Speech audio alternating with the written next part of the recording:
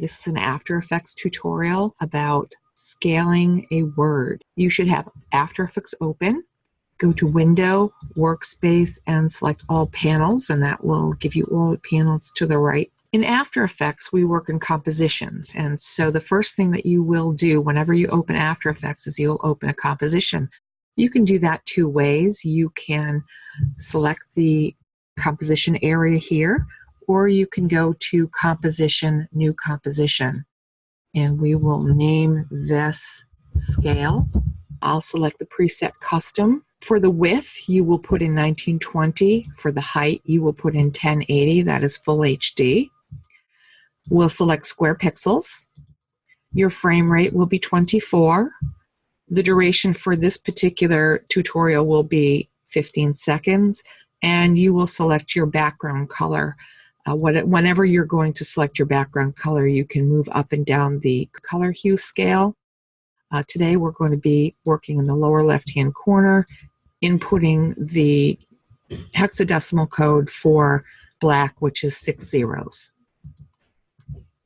Click OK, click OK, and you can see that we now have our composition in the main part of our screen. Click on the T in the toolbar. We're going to go over to the character panel and select the font, which is Impact. You're going to click into your color and select your color. Again, it's the same type of thing. We're going to be selecting white, which is 6 Fs, 1, 2, 3, 4, 5, 6. Start the size of the text at 140, so you can click in and type in 140. And then move your cursor to the lower left of the screen and type in the word Imagine in all caps, I-M-A-G-I-N-E. After the word is typed, you'll see in the lower left-hand corner that there's a layer with the word Imagine on it.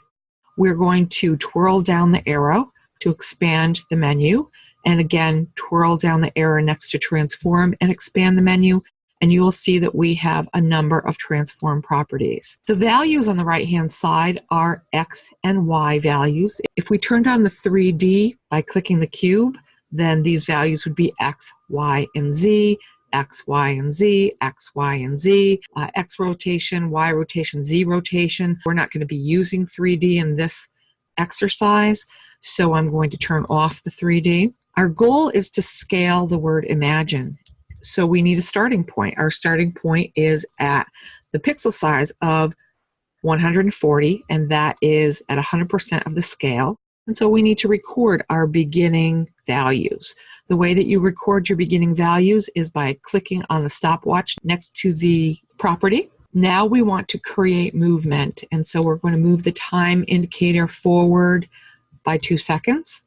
And we're going to place our cursor over the Y value in scale, hold the left mouse key down and drag to the right. So it's really, really big.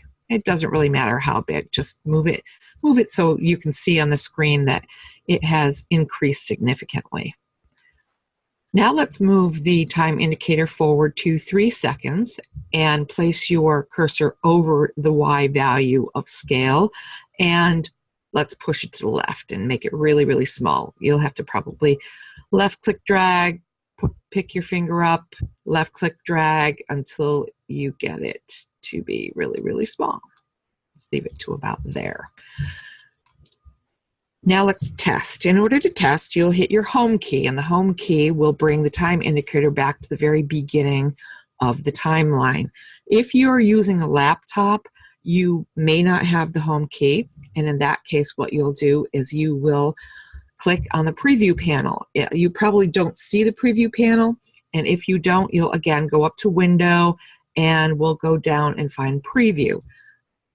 Okay, and the preview panel looks like this on the right hand side. Click the first frame button, and that will also bring the time indicator back to the first position in the timeline. Another thing you can do is just click the time indicator and drag it back to the beginning. Once you're ready to play, you hit the space bar, and you can see that the animation plays out.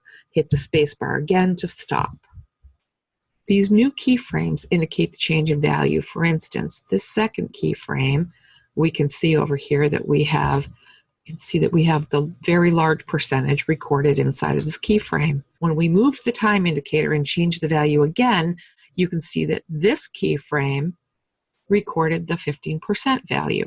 One of the last things I want to show you is that we can highlight the keyframes, Command-C or Control-C to copy, move the time indicator forward, and Command-V or Control-C to copy. And then you can move the time indicator forward and Control-V, Control-V, and it will create identical keyframes. Hit home, press the space bar, and let it play out, and you can see that the animation plays over and over again. We can also control the speed of the animation by placing the keyframes closer to one another. If I take each one of these keyframes and I move them over to the left,